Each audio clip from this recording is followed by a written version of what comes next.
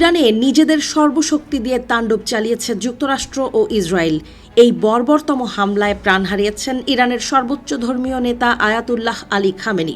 তবে কাজের কাজ নাকি কিছুই হয়নি, ইরানের শক্তিও নাকি কমেনি মোটেও। ইরানের ভূগর্ভস্থ অস্ত্রভাণ্ডার কি সত্যিই অক্ষত আছে? এই প্রশ্নের জবাবে রাশিয়ার সামরিক বিশ্লেষক আলেকজান্ডার স্তেপানোভ দিয়েছেন চাঞ্চল্যকর তথ্য।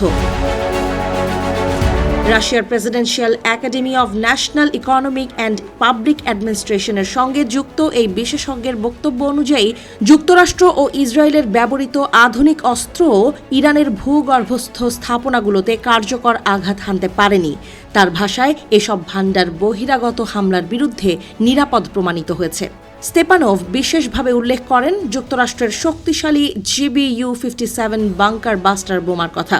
যুক্তরাষ্ট্রের ব্যবহৃত এই বোমাটি গভীর ভূগর্ভস্থ লক্ষ্যবস্তু ধ্বংসের জন্য পরিচিত। তবে তার দাবি, GBU-57 সর্বোচ্চ প্রায় 18 মিটার গভীর পর্যন্ত কার্যকরভাবে আঘাত হানতে পারে, যা ইরানের স্থাপনাগুলোর গভীরতার তুলনায় খুবই কম। বিশেষজ্ঞের বক্তব্য অনুযায়ী ইরানের বহু অস্ত্রভাণ্ডার শক্ত পাথরের স্তরের ভেতরে নির্মিত, যা সামরিক দুর্গের মতো সুরক্ষিত। দীর্ঘ সময় ধরে পরিকল্পিতভাবে তৈরি এসব স্থাপনা শুধু প্রচলিত বোমা নয়, আরও শক্তিশালী আঘাত থেকেও টিকে থাকতে সক্ষম হতে পারে বলেও তিনি মনে করেন। এমনকি কিছু ভাণ্ডার পারমাণবিক হামলার অভিঘাত থেকেও আংশিক সুরক্ষা দিতে পারে বলে ইঙ্গিত দেন তিনি।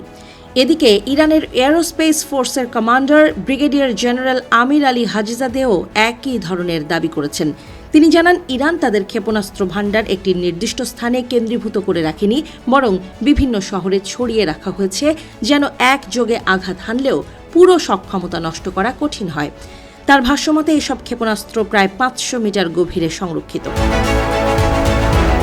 সাম্প্রতিক বছরগুলোতে ইরান তাদের সামরিক শিল্পে উল্লেখযোগ্য বিনিয়োগ করেছে বলেও মন্তব্য করেন স্তেপানোভ।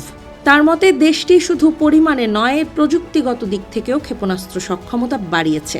উদাহরণ হিসেবে তিনি উল্লেখ করেন মাঝারি পাল্লার খেইবার শেখান ব্যালিস্টিক ক্ষেপণাস্ত্র এবং ফাত্তাহ 2 হাইপারসনিক ক্ষেপণাস্ত্রের কথা।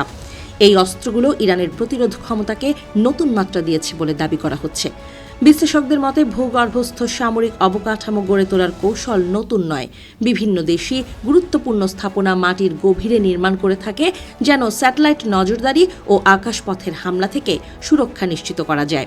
তবে ইরানের ক্ষেত্রে গভীরতা ও বিস্তৃত নেটওয়ার্কের বিষয়টি বিশেষভাবে আলোচিত।